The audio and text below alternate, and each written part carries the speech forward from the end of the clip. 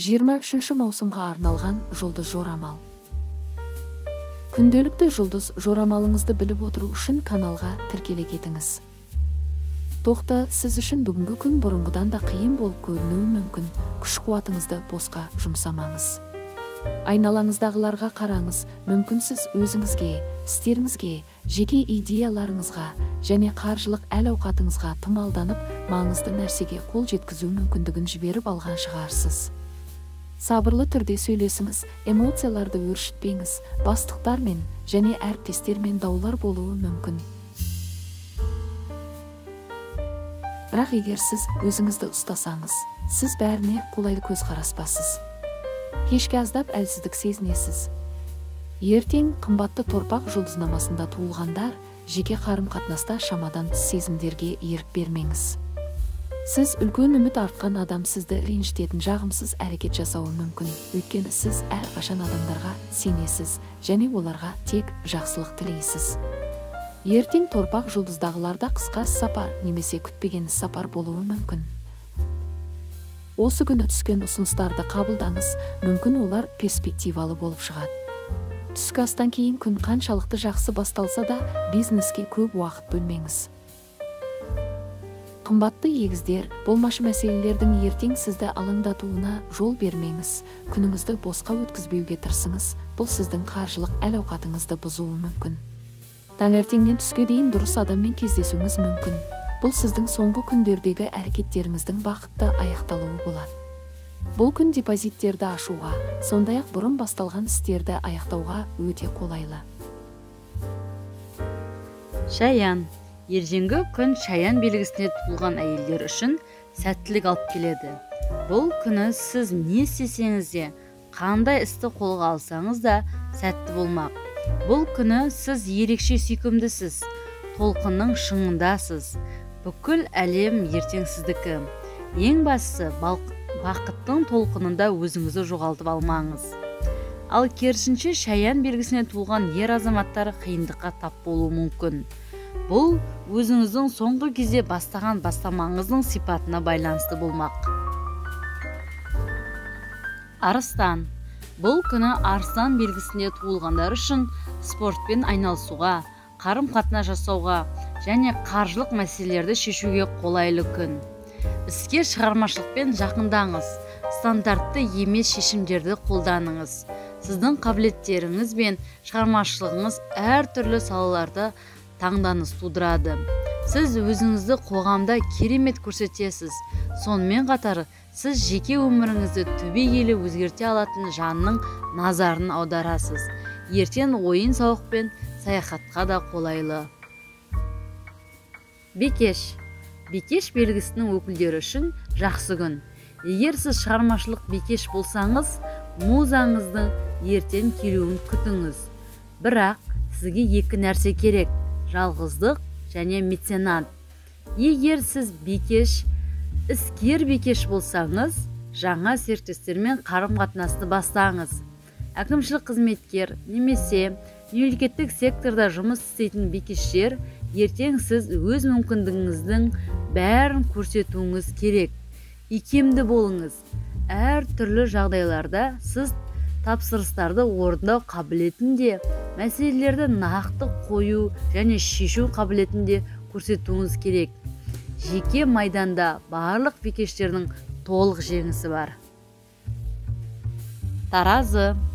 Бұл күні таразылар сізден күткеннен де әлде қайда көп нәрсеге қабілет екенін көрсетеді. Тіпті мүмкін сіз үшін мүлдем жаңа әрекетте. Радикалды шешім қабылдауға асықпаңыз. Импульсті ұстаңыз және бәрін мұқият ойластырыңыз. Мысалы, салдарын ойлаңыз, себебі олар сіз күткеннен де басқаша болуы мүмкін. Сіздің махаббат майданындағы ыстық темпераментіңіз әрине жақсы, бірақ ертең шамадан тыс жалындылық серіктеспен жанжал тудыруы мүмкін. Бұл күні көшеден өткенде абайлаңыз, мұқият қараңыз. Кескіш құралдармен және электр құрылғылармен жұмыс істеуде абай болыңыз. Саршаян. Бұл күні саршаяндар өз ықпалын күшейте алады. Бұл сізге өрлеуге бастауға және сізді әлеуметтік және бизнес салаларында жаңа биіктерге көтеруге көмектеседі. Сіздің тағдырыңызда жақында пайда болған адамдар сізге басқа көкжиектерді ашады. Сізді күтпеген және пайдалы ойларға жетелейді. Дегенмен, ертең басқалармен қатар жазатайым оқиғаларға байланысты қауіп бар. Көшеде абай болыңыз. Төтенше жағдайға тап болмаңыз. Қаңғыбас жануарлармен кездесуден аулақ болыңыз. Мергендер үшін мазасыздық күні. Шиеленіс кетпейді. Қиындықтар жан-жақтан қоршалған және олармен бірдеңе істеу керек. Ертең белсенді болыңыз. Бизнеске көңіл бөліңіз. Сіздің дамуыңыз екіталай. Сізге күні бойы дөңгелектегі тиын сияқты айналуға тура келеді. Дегенмен, кешке қарай шиеленіс басылады.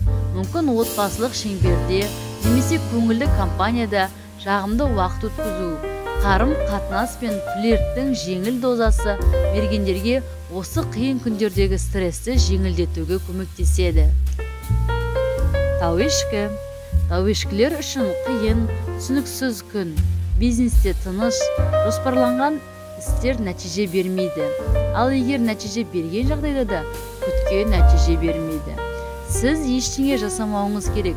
Мейлі ол іскерлік байланыстар болсын, жеке қарым-қатынастағы байланыстар болсын, күн мұндай әрекеттер үшін ойлайлы емес.